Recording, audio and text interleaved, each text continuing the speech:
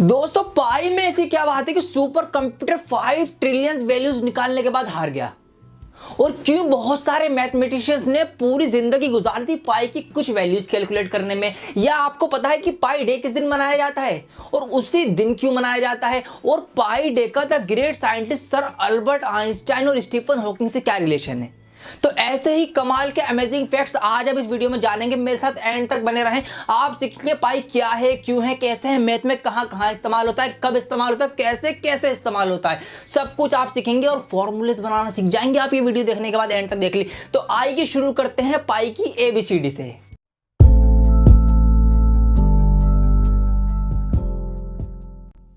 दोस्तों ये पाई जो है ग्रीक अल्फाबेट का 16वां लेटर है। जैसे इंग्लिश में 16वें अक्षर पे पी आता है, बिल्कुल इसी तरीके से ग्रीक अल्फाबेट में 16वें अक्षर पे ये पाई आता है। लेकिन ये पाई मैथ में कब से यूज हुआ, आइए इसको समझने के लिए हम चलते हैं 3500 BC में आ गए। अब देखिए क्या हुआ कि जहां प्रॉब्लम है वहीं सॉल्यूशन है। आपको दूर के लोगों से बात करनी थी, आपने फोन इन्वेंट किया। आपको गर्मी लगी, आपने एयर कंडीशन इन्वेंट कर दिया। आपको चीजों को ठंडा रखना था, आपने फ्रिज इन्वेंट किया। बिल्कुल इसी तरीके से दोस्तों उस टाइम के लोगों को ना सामान को एक जगह से दूसरी जगह ले जाने में प्रॉब्लम होती थी, तो उन्होंने एक व्हील बैरो बनाया। व्हील बैरो क्या है, गाड़ी बनाई जिसमें उन्होंने गोल सा पहिया लगा दिया और उससे सामान जाने लगा। लेकिन फिर एक प्रॉब्लम हुई। ये प्रॉब्लम क्या हुई कि पहिया एक्यूरेट गोल नहीं बना, जिसकी वजह से क्या हुआ कि गाड़ी हिचकोले खाने लगी। अब उससे सामान गिरने का खतरा, नुकसान होने का खतरा। तो क्या हुआ, एक मेजरमेंट बनाई गई जिससे एक्यूरेट पहिया बना लिया गया। वो मेजरमेंट ये थी कि अगर किसी पहिए की जो डायमीटर है वो 7 यूनिट है, तो उसकी जो पूरी गोलाई है, पूरा सरकमफेरेंस है, वो 22 यूनिट होना चाहिए, तभी पहिया गोल बनेगा, वरना नहीं बनेगा। तो ये जो रेशियो है 22 और 7 का, इस रेशियो को दिखाने के लिए ही पाई का इस्तेमाल किया जाता है। तो पाई को हम ऐसे डिफाइन कर सकते हैं कि pi is the ratio of circle circumference to its diameter, कि एक वृत्त के जो परिधि है उससे उसके व्यास का जो अनुपात है वो पाई। दोस्तों ग्रीक लैंग्वेज में सरकमफ्रेंस को पेरीफेरी कहते हैं और पेरीमीटर को पेरीमेट्रोस बोला जाता है। लेकिन कमाल की बात यह है कि दोनों ही वर्ड का पहला लेटर जो है वो पाई है। तो हो सकता है कि इसीलिए पाई को उठाया हो डिनोट करने के लिए इन सभी को। अच्छा अभी तक हमने क्या सीखा, हमने ये सीखा कि सरकमफ्रेंस और डायमीटर का जो रेशियो है ना वो पाई हम मानते हैं, यही तो हमने सीखा ना। मैथ का पहला फॉर्मूला बनने जा रहा है, बहुत ध्यान से देखिए। यहां पर अब क्या होगा, देखिए ये d है ना डायमीटर, इसके जगह हम 2r लिख सकते हैं। क्यों, क्योंकि डायमीटर जो होता है वो रेडियस का डबल होता है। तो मैंने क्या किया, इस d की जगह 2r लिख दिया, ये ठीक है। अब देखिए यहां पर हम करेंगे क्रॉस मल्टीप्लाई, तो c की उधर मल्टीप्लाई होगी और उधर तो कुछ भी नहीं है, तो c का तो c ही रहेगा। और फिर इस पाई की मल्टीप्लाई होगी 2r में, तो ये मल्टीप्लाई होकर बन जाएगा 2πr। मैथ का पहला फॉर्मूला बन चुका है दोस्तों, मुबारक हो आपको कि circumference of circle is equal to 2πr। ये बना है मैथ का पहला फॉर्मूला। वीडियो पसंद आई आपको लाइक कर देना। कॉन्सेप्ट इसको प्रूफ करके भी देखेंगे अभी, और वो प्रूफ हम करेंगे इस इंची टेप की मदद से। मैं आसपास ढूंढ रहा था कि कुछ ऐसी चीज मिले कि जिससे मैं आपको समझा पाऊं इसका कॉन्सेप्ट और अच्छी तरीके से, तो मुझे मिला अपना कैमरा जिससे ये वीडियो शूट हो रही है। तो इसका जो लेंस है ना, हम इसको नापेंगे, इसका डायमीटर और सरकमफ्रेंस का रेशो पता करेंगे कि क्या रेशो आया है। तो आइए दोस्तों इसके लेंस का जो कि गोल नज़र आ रहा है, मैं इसका सबसे पहले हम डायमीटर देखते हैं। तो यहाँ पर मैंने ये इंची टेप रखा, तो बिल्कुल एक्यूरेट 7 सेंटीमीटर ही इसका डायमीटर है। तो पहली बार कैमरा लेने का फ़ायदा हो गया हमें कि हमें बहुत अच्छा एग्जांपल आज समझने को मिलेगा। देखिए बिल्कुल 7 सेंटीमीटर है ये। तो हमने क्या सीखा कि अगर 7 हो तो उसका सरकमफ्रेंस होना हो 22 सेंटीमीटर होगा। तो इसका सरकमफ्रेंस नापते हैं। अब इसकी बाउंड्री पे ही हमने इंची टेप रखा और हम ये घुमाते हुए लेकर आ रहे हैं आगे। ये हम लेकर आ गए और ये देखिए दोस्तों कमाल हो गया। ये देखिए बिल्कुल 22 पे यहाँ पर ये दोनों टच कर रहा है, इसका मतलब इसका सरकमफ्रेंस पूरा 22 ही है। तो ये देखिए प्रॉपर गोल है। अगर रेशो कुछ और होता फिर ये प्रॉपर गोल नहीं होता। तो यही केस हुआ था पहिए के सीन में भी। अच्छा अगर हम इसके सरकमफ्रेंस को थोड़ा सा बढ़ा लें, सपोज कीजिए 22 ना हो गया, ऐसे 23 होता, तो क्या होता, अब यहाँ से थोड़ा सा ये गोल उचकता और फिर यहीं से पहिया क्या होता है, ये हिलना शुरू होता। तो इस वजह से हमारा जो रेशो फॉलो होगा वो वही होगा, हमारा कितना 22/7 का रेशो फॉलो होगा। ये देखिए 7 है तो वो 22 है, अगर ये 14 होता फिर वो 44 होता। अब फेंकते हैं इस इंची टेप को साइड में और अब मैं आपको बताऊंगा कि कैसे सुपर कंप्यूटर ने पाई से शर्त लगाई और वो हार गया। लेकिन उससे पहले आपको सीखना पड़ेगा एक कॉन्सेप्ट। अभी तक आपने क्या सीखा कि पाई की जो वैल्यू होती है वो 22/7 होती है। आपकी दुनिया पलट जाएगी अगर मैं आपसे कहूंगा कि ये पाई की वैल्यू है ही नहीं। जी हाँ, मजाक नहीं कर रहा हूं मैं, ये 22/7 पाई की वैल्यू नहीं है।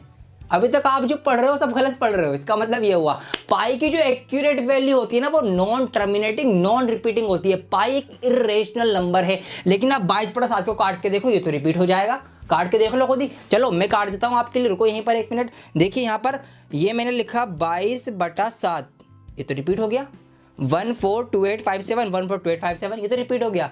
इसका मतलब ये पाई की वैल्यू नहीं है, पाई की एक्यूरेट वैल्यू तो कुछ और है। तो सुपर कंप्यूटर ने पता करने की कोशिश की, क्या पता आगे जाकर पाई की वैल्यू कभी कट जाए। उसने 5 ट्रिलियन टाइम्स तक पाई को काट दिया, लेकिन पाई बड़ा पक्का, वो ना ही कटा ना ही रिपीट हुआ। सुपर कंप्यूटर ही बोल उठे भैया हमसे ना हो पाएगा। तो इसका मतलब ये हुआ कि आज तक आपने जितने भी एरियाज निकाले सर्किल के, जितने भी सरकमफ्रेंस निकाले 22/7 रख के, वो सब तो गलत थे। लेकिन टीचर ने आपको फिर भी मार्क्स दिए। वो गलत क्यों थे आपको पता चलिए कि माइक्रो मिली यूनिट का डिफरेंस रहता है 22/7 में और पाई की एक्यूरेट वैल्यू में। तो इसीलिए साइंटिस्ट जो है वो पागल रहे कि किसी तरीके से ना इसकी एक्यूरेट वैल्यू मिल जाए। कुछ साइंटिस्ट ने पूरी जिंदगी निकाल दी अपनी पाई की एक्यूरेट वैल्यू पता करने में। वो खुद निकल गए, लेकिन पाई की वैल्यू आज भी निकलती ही जा रही है। अभी तक नहीं कटा है पाई, ना ही रिपीट हुआ है। तो अच्छा अब जानते हैं कि पाई कहाँ कहाँ यूज होता है। ठीक है, पाई की बहुत इंपॉर्टेंस है। देखिए बहुत इजी लैंग्वेज में समझिए कि जहां पर गोला है, जहां पर सर्किल है, वहां पाई है, बस ये समझिए। जहां पर भी सर्किल का केस आ जाएगा, सर्किल घुसेगा, वहां पर पाई आएगा। तो सर्किल का एरिया होगा, पेरीमीटर होगा, सिलेंडर होगा, कि आपका कोन होगा, स्फेयर होगा या फिर इलिप्स होगा, इन सब में ही पाई का इस्तेमाल होता है। क्यूब और क्यूबॉइड के किसी भी फॉर्मूले में पाई नहीं होगा। क्यों? क्योंकि उसमें गोल अंडा यानी सर्कल नहीं होता। तो इससे क्या हुआ, आपको फॉर्मूलेज याद रखने में आसानी हो जाएगी कि कहां आपको पाई लगाना है, कहां पाई नहीं लगाना। तो ये पाई के बारे में कुछ नॉलेज थी जो आपको पता होनी चाहिए। अच्छा, क्या आपको पता है कि पाई डे मनाया जाता है? हाँ, पाई डे मनाया जाता है। वो किस दिन मनाया जाता है और उसी दिन क्यों मनाया जाता है ये भी आपको बताऊंगा मैं। तो सुनिए, हर साल मार्च की 14 तारीख को पाई डे सेलिब्रेट किया जाता है। मार्च 14 को पाई डे मनाया जाता है। अब लेकिन सवाल ये कि 14 मार्च को ही पाई डे क्यों मनाया जाता है? तो उसके लिए आप पाई की वैल्यू पे दोबारा देखिए, एक बार नजर मारिए कि पाई की वैल्यू क्या है कि 3.14।